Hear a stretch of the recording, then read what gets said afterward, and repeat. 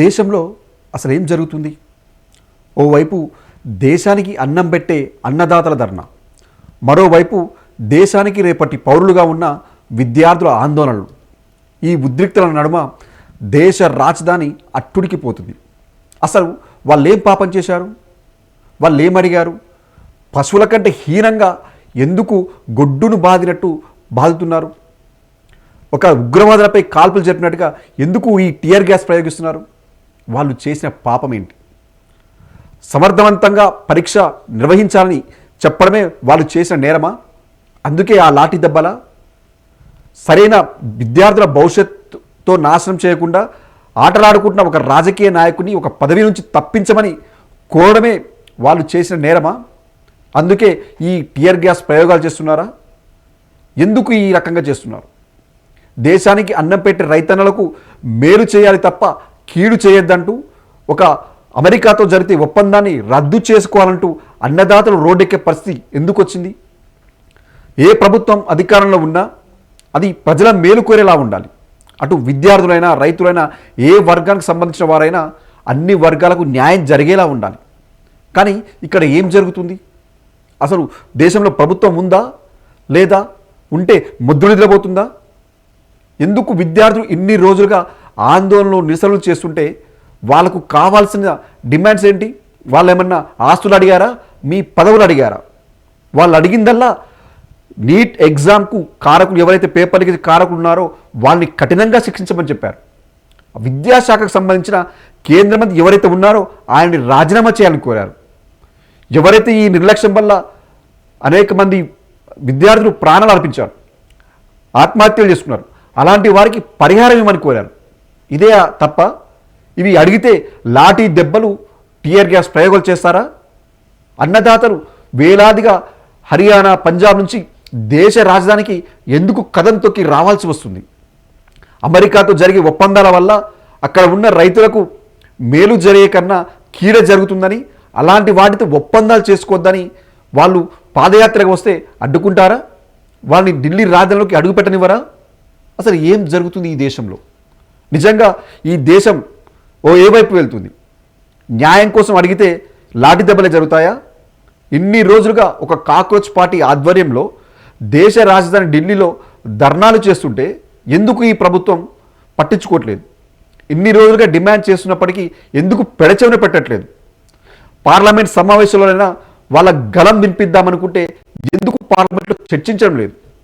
ఎందుకు ఈ కేంద్ర ప్రభుత్వం భయపడుతుంది?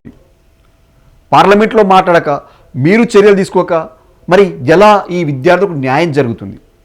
ఎలా ఈ అన్నదాతలకు తమ హక్కులను కాపాడుకుంటారు? ఎలా జరుగుతుంది వీళ్ళకి న్యాయం? న్యాయం అడిగితే ఇలా లాఠీ దెబ్బలతో హింసించడమేనా? వాళ్ళు చేసిన నేరమేంటి? నిన్న పిలిచి మాట్లాడితే అయిపోతుందా? వాళ్ళు అడిగిన మూడే ప్రధాన డిమాండ్లు. ఒకటి, ఎవరైతే కేంద్ర విద్యాశాఖ మంత్రిగా ఉన్నారో ధర్మేంద్ర ప్రధాన్ రాజీనామా చేయమని కోరుతున్నారు.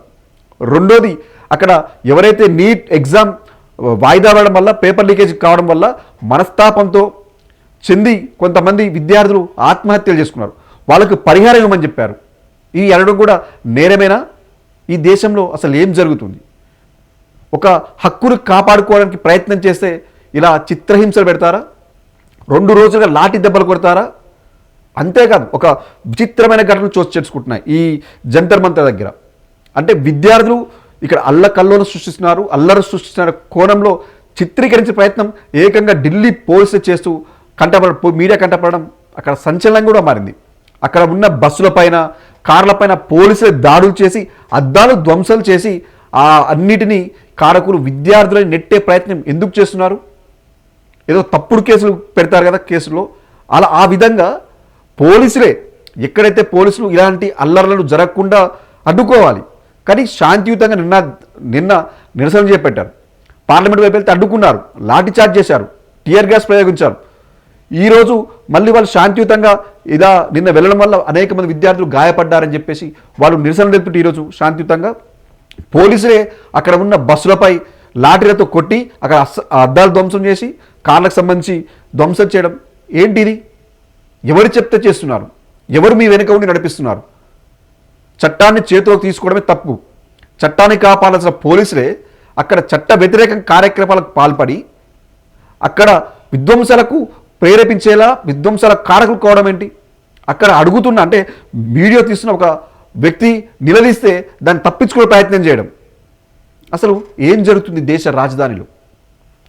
ప్రధానమంత్రి ఓవైపు మీటింగ్లో పాల్గొని మేము న్యాయం చేస్తామని చెప్తున్నారు. ఏం న్యాయం చేస్తారు? ఎలా న్యాయం చేస్తారు? న్యాయం అంటే మాటల్లో చెప్పేదైనా, చేతల్లో ఉందా? ఇందులో వాళ్ళు గొంతెమ్మ కోరికలు ఏమైనా కోరారా? ప్రభుత్వాన్ని దిగిపోవాలన్నారా? మీరు ప్రభుత్వం నుంచి దిగిపోమన్నారా? లేకపోతే మిమ్మల్ని రాజీనామా చేయమని చెప్పారా? వాళ్ళు అడిగిందల్లా ఈ విద్యాశాఖకు సంబంధించి ఎవరైతే ఉన్నారో ధర్మేంద్ర ప్రధాన్ని బర్తరఫ్ చేయమనే కదా కోరింది. క్యాబినెట్ నుంచి ఒకటి బర్తరఫ్ చేస్తే క్యాబినెట్ మొత్తం పడిపోతుందా? మీ మచ్చ కోసం వస్తుందా ఏమన్నా? దీనికోసం ఎందుకు ఈ వేలాది మంది విద్యార్థుల భవిష్యత్తు ఆటలాడుకుంటున్నారు? ఈరోజు ఎందుకు విద్యార్థులు అంతా అక్కడికి వచ్చి తమ జీవితాలను పరంగా పెట్టి అక్కడ కొట్లాడుతుంటే వాళ్ళతో మాట్లాడి సమస్య పరిష్కరించారా కానీ ఎందుకు ఈ రకంగా వెళ్తున్నారు? నిజంగా మీ స్వార్థ రాజకీయాలు దీంట్లో లేవా? నిజంగా ప్రజా ప్రయోజనాలు ముఖ్యమనుకున్నప్పుడు, విద్యార్థుల భవిష్యత్తే ముఖ్యమనుకున్నప్పుడు ఏమవుతుంది? ధర్మేంద్ర ప్రధానం తప్పించినంత మాత్రాన ఏం కేంద్ర ప్రభుత్వం ఏం పడిపోదు కదా? ప్రజలే హర్షిస్తారు కదా? ఈ విద్యార్థులు మీకు అండగా ఉంటారు కదా? మా డిమాండ్ నెరవేరింది అని చెప్పుకుంటారు కదా? ఈరోజు ధర్మేంద్ర ప్రధాన్ బర్తరఫ్ అయితే రేపు రాబోయే ఎవరైనా విద్యాశాఖ మంత్రి ఉంటే కొంత జాగ్రత్తగా పనిచేస్తారు కదా? ఆ పేపర్ లీకేజ్ కారకులపైన చర్యలు తీసుకుంటే మరో అధికారి అలాంటి తప్పు జరగకుండా చూసుకుంటారు కదా? కానీ ఎందుకు వాళ్ళపై చర్యలు తీసుకోవడం లేదు? న్యాయం చేస్తామని మాటలు చెప్తే న్యాయం జరిగిపోతుందా? బర్తరఫ్ చేయించడానికి రోజులు పట్టవు, గంటలు పట్టవు, నిమిషాల్లో పని. ఒక్క మాట ఆదేశిస్తే ధర్మేంద్ర ప్రధాన్ రాజీనామా చేస్తారు. మీరే ఒకవేళ మీడియా ముందుకు వచ్చి బర్తరఫ్ చేస్తున్నామని చెప్తే అక్కడితో సమసిపోతుంది. వాళ్ళు విద్యార్థులు ఎవరైతే ఆత్మహత్య చేసుకున్నారో ఆ విద్యార్థులకు ఒక్కోరికి ₹1 కోటి ఇవ్వమని చెప్పారు. అయ్యేం పెద్ద గొంతమ్మ కోరికలు కాదే.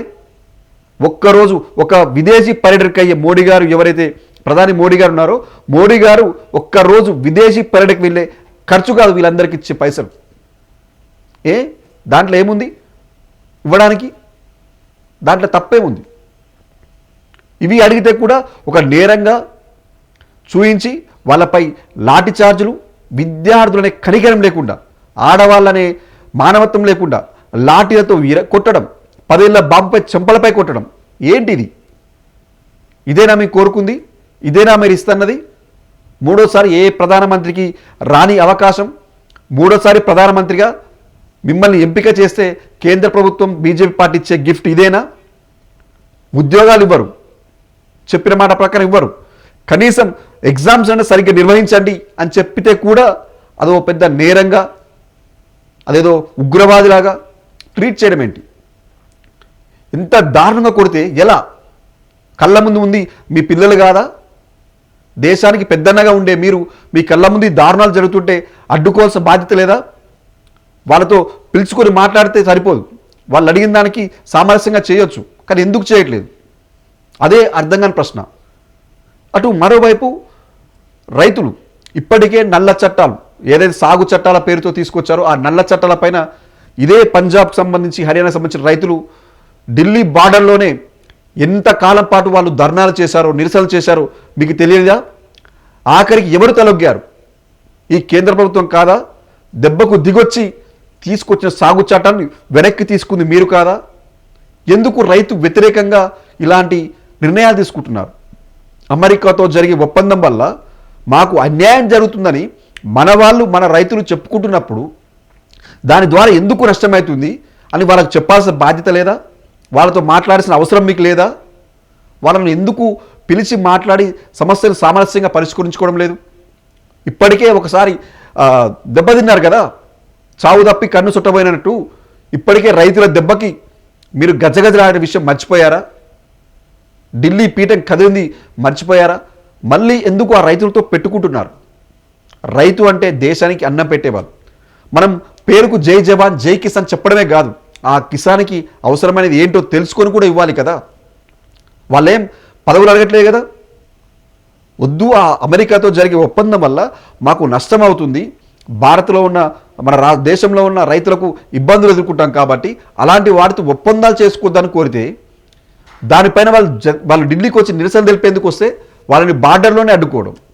అంటే దేశంలో కనీసం శాంతియుతంగా నిరసన తెలుపుకునే హక్కు కూడా ఇక్కడ ప్రజలకు లేదా? వాళ్ళ సమస్యపై చెప్పుకునే అవకాశం కూడా లేదా? ఎక్కడ చెప్పుకోవాలి? రైతులు తమ బాధను గోడును ఎక్కడ వెలబెట్టుకోవాలి? విద్యార్థులు జంతర్ మంతర్ దగ్గర ధర్నాలు చేస్తే లాఠీ దెబ్బలు, పోలీస్ తూటాలు. రైతులు తమ బాధను చెప్పుకునేందుకు ఢిల్లీకి వస్తే వాళ్ళని అడ్డగింతలు.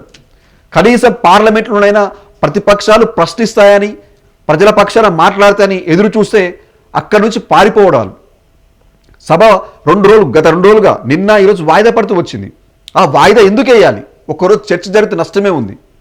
ఎందుకు భయపడతారు చర్చ అంటే? అటు విద్యార్థులపై కావచ్చు, అటు రైతులపై కావచ్చు, ప్రజా సమస్యలపై పార్లమెంట్ ఉందే ప్రజా సమస్యపై చర్చించడానికి. వాయిదా వేసిపోయినంత మాత్రాన సమస్య పరిష్కారం అవుతుందా? కాదు కదా. సమస్యపై మాట్లాడుకున్నప్పుడే సమస్య పరిష్కారం అవుతుంది. ఆ దిశగా ఎందుకు కేంద్ర ప్రభుత్వం అడుగులేయట్లేదు? ఈరోజు కాంగ్రెస్ పార్టీ వాళ్ళు కూడా రోడ్లకి ఏకంగా ప్రధాని ఇంటి ముందు బైఠాయించి నిరసన తెలుపుతున్నారు. ఎందుకు అంటే విద్యార్థులపై లాఠీ చార్జ్ నిరసన తెలుపుతున్నారు. పార్లమెంటు వాయిదా వేసినంత మాత్రాన సమస్య పరిష్కారం కాదు. సమస్య పరిష్కారం కావాలంటే విద్యార్థులు అడిగిన డిమాండ్లపైన వాటిని నెరవేర్చండి. వాళ్ళు అడిగింది కూడా ముందు నుంచి చెప్తున్నాం. వాళ్ళు అడిగింది ఏదో గొంతమ్మ కోరికలు కాదు, మీ ఆస్తులు కాదు, మీ పదవులు కాదు. ఒక బాధ్యతాయుతంగా వ్యవహరించిన ఒక విద్యాశాఖ మంత్రిని బర్తరఫ్ చేయాలని. విద్యాశాఖ మంత్రి నిర్లక్ష్యం వల్ల, విద్యాశాఖ నిర్లక్ష్యం వల్ల పేపర్ లీక్ కావడం వల్ల మానసిక వేదనకు గురై కొంతమంది విద్యార్థులు ఆత్మహత్యలు చేసుకున్నారు. ఆ ఆత్మహత్య చేసిన కుటుంబానికి ఈరోజు భరోసానిచ్చేలా వాళ్ళకు పరిహారం ఇవ్వమన్నారు. అందులో ఏముంది? ఈ కోరికలు తీర్చడం కూడా నెలల తరబడి టైం పడుతుందా? ఎలా న్యాయం జరుగుతుంది? ప్రధాని గారు ఏదో సభలో పాల్గొని మీరు న్యాయం చేస్తామంటే కాదు. న్యాయం చేయాలంటే చేయండి. రేపటి తరానికి ఇప్పుడు ఈరోజు కేంద్ర మంత్రిపై చర్యలు తీసుకుంటే రేపు వచ్చే వాళ్ళు సక్రమంగా పనిచేస్తారు. ఇప్పుడు పేపర్ లీకేజ్ బాధ్యులు ఎవరో గుర్తించి వాళ్ళపై చర్యలు తీసుకుంటే రేపు మరోసారి పేపర్ లీకేజ్ కాకుండా ఉంటుంది. పిల్లలు కూడా హ్యాపీగా చదువుకుంటారు. ఇక్కడ కాకపోతే ఎక్కడో కూడా బతుకుతారు. అంతేగాని వాళ్ళ జీవితాలతో చెలగాటం ఆడే హక్కు ఎవరికీ ఇవ్వలేదు. అది మీకు లేదు, ఎవరికీ లేదు, ఏ ప్రభుత్వాలకు లేదు. విద్యార్థులతో పెట్టుకున్న, రైతులతో పెట్టుకున్న ప్రభుత్వ పీఠాలే కదులుతాయి తప్ప విద్యార్థులకు ఏమీ కాదు. ఈ ఒక్కరోజు దెబ్బలు తినొచ్చు, లాఠీ దెబ్బలు తినొచ్చు, రక్తాలు కారొచ్చు, అయినా విద్యార్థులు వెనకడుగు వేయలేదు. పోరాడుతూనే ఎవరు, నిరసన తెలుపుతూనే ఉన్నారు. అలాంటప్పుడు పట్టింపులు పంతాలకు పోకుండా కేంద్ర ప్రభుత్వం ఇప్పటికైనా కాస్త ఆలోచన చేయాలి. పార్లమెంటు వాయిదా వేసుకుని పోయినంత మాత్రం సమస్య పరిష్కారం కాదు. నిన్న పిలిచి మాట్లాడారు సిజేపీ సంబంధించిన నేతలతో. వాళ్ళు అడిగిన డిమాండ్స్ నెరవేర్చితే అక్కడితో ఆ సమస్య పరిష్కారం అవుతుంది.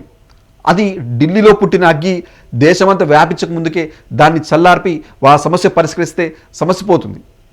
అటు ఢిల్లీ వైపు హర్యానా, పంజాబ్ నుంచి వస్తున్న రైతులను వారితో పిలిచి మాట్లాడి దానిపై వెనకడుగు వేస్తున్నామంటే పోయే నష్టమేమీ లేదు.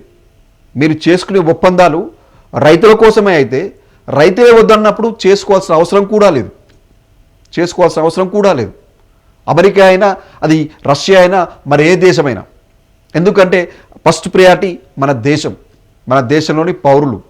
అది ఎవరికైతే తీసుకొస్తున్నారో వాళ్ళ ప్రయోజనాలకు భంగం కలగకుండా ఉండాలి. వాళ్ళే మాకు అభ్యంతరం అని చెప్పినప్పుడు దాన్ని తీసుకురావాల్సిన అవసరం లేదు, ఒప్పందం చేసుకోవాల్సిన అవసరం అంతకంటే లేదు.